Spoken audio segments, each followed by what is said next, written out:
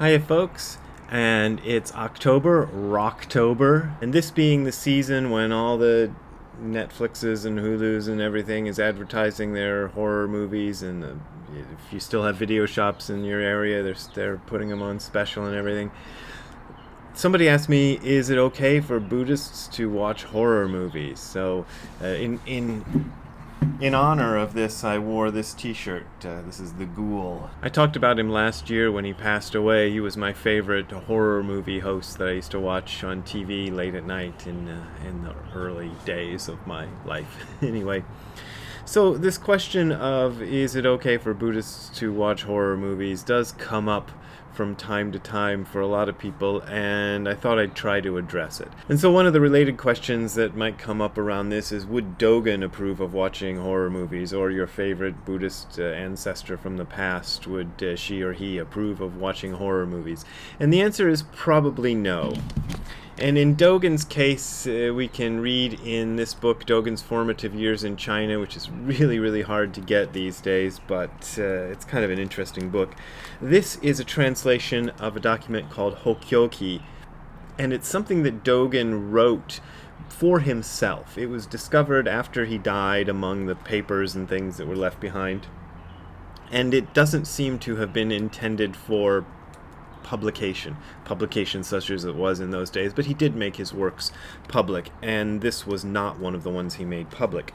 It is a little diary, sort of his time in China and what he learned from his teacher.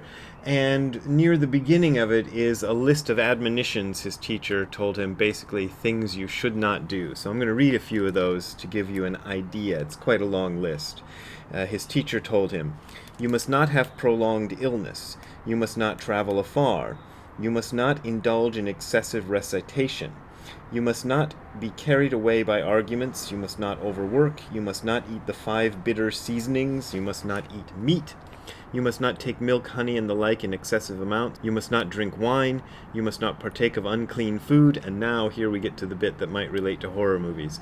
"You must not watch dances or listen to songs.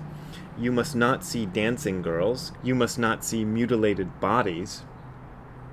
You must not pay attention to such debased affairs as sensual indulgence between a man and a woman." Let's go on a little bit further down here. "Do not go to hear clamoring and deafening noise, or go to see herds of pigs and sheep." I guess that's what they did for fun in those days. "Do not go see large fish, the ocean, bad pictures, hunchbacks, and the like. You must always watch green mountains and water in a deep gorge," and so on and so forth. So it goes on for several things like that. And of course, there was no such thing as a horror movie in Dogen's day, but there was a tradition of telling horrific stories, and those bad pictures and hunchbacks that he mentions are probably in relation to that sort of thing, where somebody would tell a story, a scary story, and then show kind of pictures and stuff like that. And also the thing about mutilated bodies, of course in those days it wasn't special effects, you would actually see real mutilated bodies, and probably fairly commonly, with all the fighting and stuff that was going on in Japan all the time. So he was saying stay away from that. Now when we hear an admonition like that from a Buddhist teacher, there's a tendency, at least a tendency in my mind, to sort of read it in a Christian context. So the idea that it's sinful to do these things, that it's against God. And I know that when I was young and I was looking into Christianity, I often heard that sort of thing, that horror movies and rock music and things like that were against God, and that's why you shouldn't indulge in them. That is absolutely not what Rujing, Juqing, Tendo Nyojo, however you call him, Dogen's teacher, is telling him. He's not telling him to stay away from these things because it's against God's will that he should listen to deafening sounds like Kiss or something like that, or see bad pictures, which might be the equivalent of horror movies in our time. He's saying this because he's telling Dogen how to get more deeply into the meditative life and the so-called meditative state. And one way to kind of illustrate why doing all of these things would not be good for maintaining the meditative state is to think of it like the powdered chocolate milk, like Nestle Quick, or Tang. I don't know if they still make Tang anymore. That was an orange flavored drink. Or Kool-Aid. These kind of powdered stuff you put in water and then stir it up to make a drink. Kids like this stuff a lot. Adults like it too sometimes. If you stir the stuff up, you have a nice drink, and you better drink it fairly quickly, because if you just set it down and walk away for a while, all the powdered sugary stuff starts to settle to the bottom and you don't have a nice drink anymore. That's kind of what's going on. So if you watch a horror movie, all sorts of things are being activated in your body and mind. All the fight or flight response, hatred for the bad guy, fear is coming up, excitement of various sorts. And all of that sets a lot of things in motion in your body and mind. And so a lot of people, they get frustrated when they try to do meditation. They go, well, nothing's happening. It's not settling down. Well, that's because you've stirred up the Nestle Quick or Kool-Aid so much that it's not getting a chance to settle down. With all the other things you've done during the day, including watching horror movies or whatever it might be. That's the case. And in order to help that stuff settle down, Juqing, Tendo Nyojo, Dogen's teacher, is telling him, don't go do the kinds of things that are going to stir your mind up. And he's giving Dogen a lot of examples of what those things might be. So it's no sin against God or Buddha or Dogen or whoever to watch horror movies. But if you want to have a better meditative experience when you actually do dedicate yourself to some meditation, then you should stay away from things that are going to stir your mind up. And the way it stirs your mind up might not be so obvious. It's not exactly that you watch the horror movie and then 3 hours later you do zazen and you're thinking of Chucky, attacking the little kid or whatever it is that you just watched. I just watched Chucky 2 the other day, so that's why I'm thinking of that one.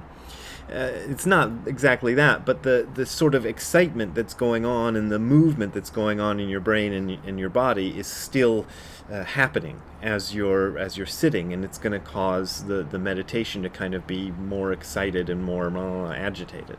If you spend some time away from that sort of stimulation, you can notice the difference. Like, we have these weekend retreats. We're doing one online that is coming up on the first weekend of November. If you want to join that, here's the address. You can look there for information.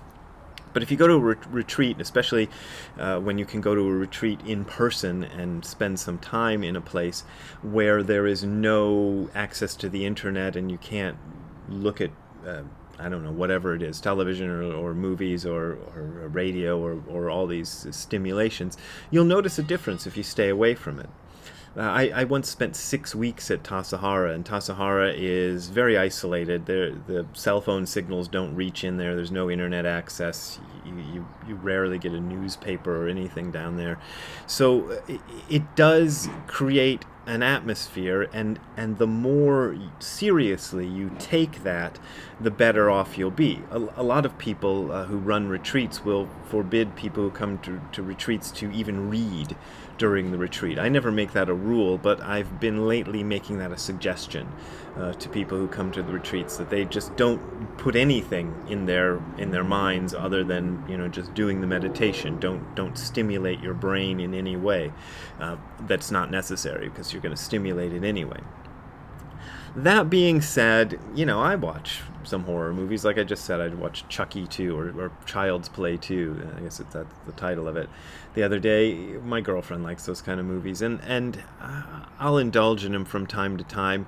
I don't think it's the worst possible thing you could do, but if you want to have a sort of clearer meditative experience, you'll stay away from that stuff. And that's really the bottom line. So it's not, again, that it's a sin or anything. It's just going to kind of agitate your mind. And it just depends on how, seriously you want to take this meditation stuff. I take it pretty seriously. Some people take it really, really seriously. And that's going to affect how it works out for you. So that's my little talk about whether it's okay to watch horror movies. I think it's fine if that's what you want to do, no sin in it, but you're gonna, affect your meditation experience.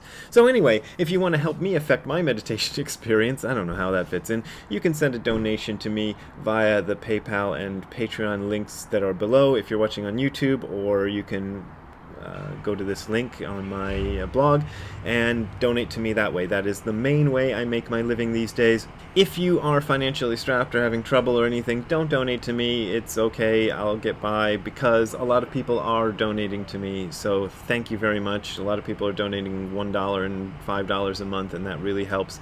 Thank you. I really appreciate it. See you later. Have a good time all the time. Bye.